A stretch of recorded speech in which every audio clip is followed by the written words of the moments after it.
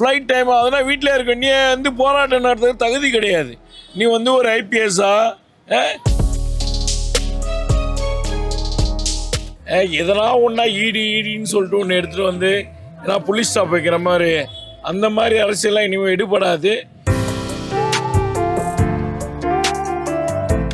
அண்ணாமலை வந்து பயன்படுத்தலான்ற ஒரு சூழ்நிலை இது பண்ணுறாரு. அவரோட பேச்செல்லாம் தமிழ்நாட்டில் எடுபடாது சார்.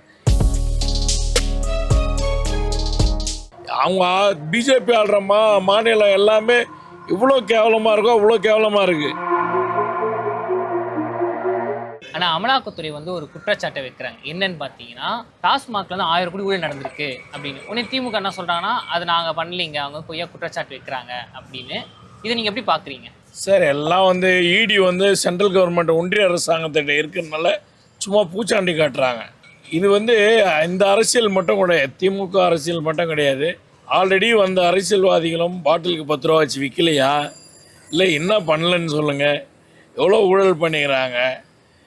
எதனா ஒன்றா ஈடின்னு சொல்லிட்டு ஒன்று எடுத்துகிட்டு வந்து ஏன்னா புலிஸ் ஸ்டாப் வைக்கிற மாதிரி அந்த மாதிரி அரசியல்லாம் இனிமேல் எடுபடாது.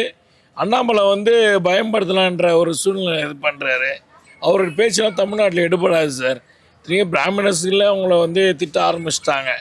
ஏன்னா இன்றைக்கி வந்து திமுக செய்யாத வந்து பிஜேபி ஒன்றும் செஞ்சு கீழ்ச்சிட போகிறதில்ல. இன்றைக்கி உத்தரப்பிரதேசம் ஆகட்டும், மகாராஷ்டிரா ஆகட்டும், அவங்க பிஜேபி ஆள்ற மாநிலம் எல்லாமே இவ்வளோ கேவலமாக இருக்கோ அவ்வளோ கேவலமாக இருக்குது. இன்றைக்கி தமிழ்நாட்டில் வந்தனா எவ்வளோ ஒரு ஃப்ரீடமாக இருக்குது, ப்ரைவசியாக இருக்குது. எல்லாத்துக்கும் உகந்த மாநிலம் வந்து தமிழ்நாடு தான். இதை வந்து நம்ம முதன்மையான மாநிலம்னு கூட சொல்லலாம். தமிழ்நாட்டு வந்து நம்பர் 1 முதல்வர்னு சொல்லிட்டு இதுவே இந்து பேப்பரே அன்றைக்கி வந்திருந்தது. நம்ம எல்லாருமே பார்ப்போம். மக்கள் வந்து திறன்பட செயல்படுறாரு முதலமைச்சர், நல்லா பண்ணுறாங்க. இப்போதைக்கு இப்போது பாரதிய ஜனதா கட்சி வந்து ஒரு குற்றச்சாட்டை முன்வைக்கிறேன்னா எதுவும் ஊழல் பண்ணுறாங்க, அதை கண்டிக்கணும்னு சொல்லி போராட்டம் பண்ணி அவர் அரெஸ்ட் பண்ணாங்க. அவர் பேட்டியும் கொடுத்தாரு. இது மாதிரி அரெஸ்ட் பண்ணாங்க சார். அரெஸ்ட் பண்ணாதான் எங்களுக்கு 6 மணிக்கு விடுங்க 6 மணிக்கு விடுன்னு கெஞ்சுறீங்க. நீங்கள் ஃப்ளைட் டைம் ஆகுதுன்னா வீட்டில் இருக்க நீ வந்து போராட்டம் நடத்துறது தகுதி கிடையாது. நீ வந்து ஒரு ஐபிஎஸ்ஸா அவங்க எவ்வளோ நாள் உன்னை கூட்டின்னு போய் சாப்பாடு போடுறாங்க நீ பாரு. வெயிட் பண்ணி பார்க்க வேண்டியதில்லை. 6 மணி ஆயிடுச்சு, 3 ஃப்ளைட்டை மிஸ் பண்ணிட்டேன். சின்ன பசங்க கெஞ்சுவாங்க பாருங்கள். அந்த மாதிரி இந்த எச்ராஜான்னு ஒருத்தர் இருக்கார் பாருங்க, போலீஸ் வண்டியை நாய் வண்டின்றார்.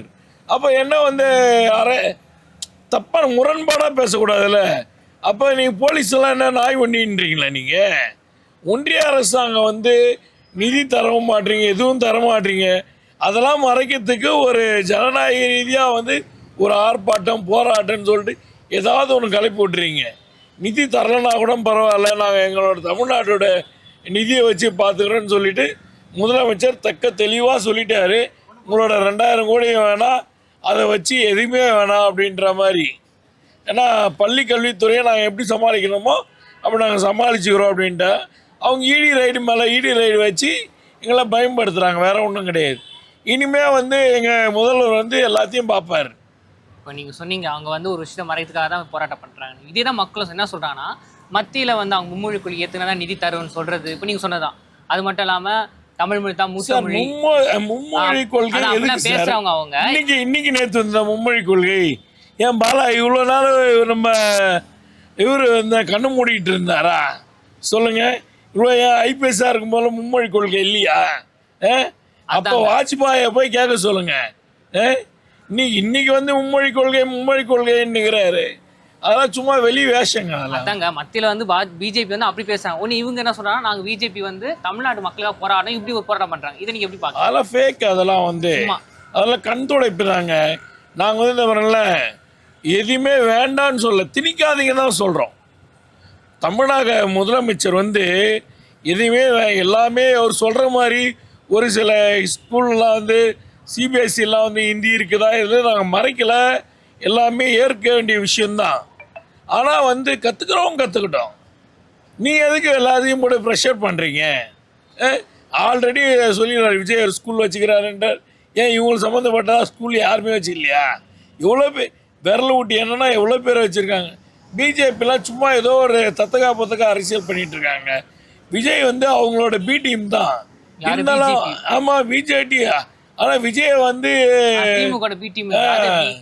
மூக்கு உடைக்கிற மாதிரி பேசிக்கிட்டு இருக்காரு. பார்க்கலாம், ஒருத்தர் வந்து 2026 பார்க்கலாம். சரிங்க, இப்போ நீங்கள் சொன்னீங்க பிஜேபியோட பி டீமே டிவிகே தான். ஆனால் இப்போ அண்ணாமலை அவர்கள் ஒரு சில விஷயம் என்ன சொல்றேன்னா, விஜய்க்கு வந்து அரசியல் பண்ண தெரியல, அவர் வீட்டிலேருந்து அரசியல் பண்ணுறாரு, நடிகர் இடுப்பு கிண்டிக்கிட்டு அவர் அங்கேருந்து அறிக்கை விடுறாரு, இதான் இப்படி சொல்றாரு. பி டீம்ன்றீங்க, அவரே இப்படி சொல்லணும்? இல்லை நடிகர் இடுப்பை கிள்றாங்கன்றத அவர் நடிப்பு. அவர் நடித்தா அவர் யாரும் எதுவும் சொல்ல மாட்டாங்க, கேஸ் போட மாட்டாங்க. இவருக்கு அதான் தேவையில்லாத வேலை. யாருக்கு? அண்ணாமலைக்கு வந்து அவர் இடுப்பை கிள்ளியாச்சும் அரசியல் பண்ணோம். அவர் வந்து ஃபெமிலியர் ஃபேஸுங்க. பசங்க இளைஞர்கள்ட்ட வந்து இந்த சிவாஜி, எம்ஜிஆர் போல் இவங்க வந்து நடிப்பை வச்சு இவங்க அரசியலுக்கு வர்றவங்க.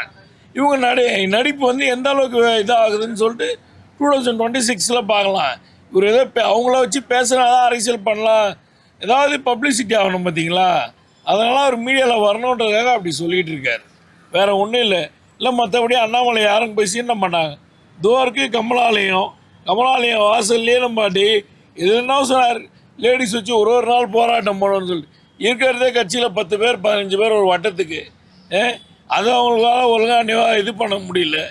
அவன் பேசுறதுல சும்மா வெத்து பேச்சுங்க அதெல்லாம். சரிங்க, நீங்கள் எப்படி சொன்னீங்க. இதே மாதிரி இன்னொரு விஷயம் என்ன சொன்னார்னா, முன்னாள் IPS அதிகாரி தான் அவர். ஆனால் அவர் என்ன சொன்னால், இதுக்கப்புறம் ஒரு போலீஸ்காரர்களையும் தூங்க விடக்கூடாது, அங்கங்கே போராட்டம் நடக்கும், இப்படி பேச இது நீங்கள் எப்படி பார்க்குறீங்க?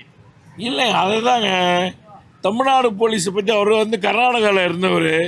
தமிழ்நாடு போலீஸை பற்றி அவருக்கு தெரியல. அவர் வந்து இங்கே சவால் விட்டு பார்க்குறாரு. அதெல்லாம் வந்து ஏற்கப்படாத விஷயம். அதெல்லாம் அவர் என்ன தான் பார்க்கலாமே, கண்ணில் விரல ஊட்டி பார்க்கணுமே. இது வந்து தமிழக அரசுங்க, இது ஒன்றிய அரசு கிடையாது. யாருக்குமே எந்த சலசலப்புக்கும் பயப்படாது. அதுதான் அன்பழகன் சொல்லியிருந்தார் ஒரு இதுலேயே உங்களுக்கு ஸ்டேஜில்.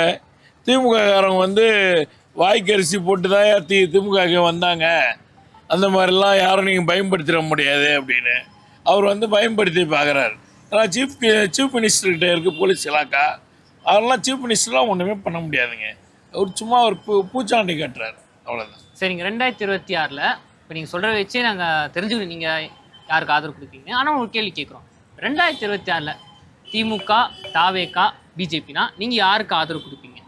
திமுக தாங்க. நல்ல திறன்பட செயல்படுறாங்க. எல்லாருக்குமே எல்லாம் பள்ளி குழந்தைகள்லேருந்து மகளிர்லேருந்து முதியோர்கள்லேருந்து அரசு ஊழியர்கள்லேருந்து எல்லாருக்குமே நடுநிலையாக இருக்காங்க, நல்லா பண்ணிக்கிட்டு இருக்காங்க.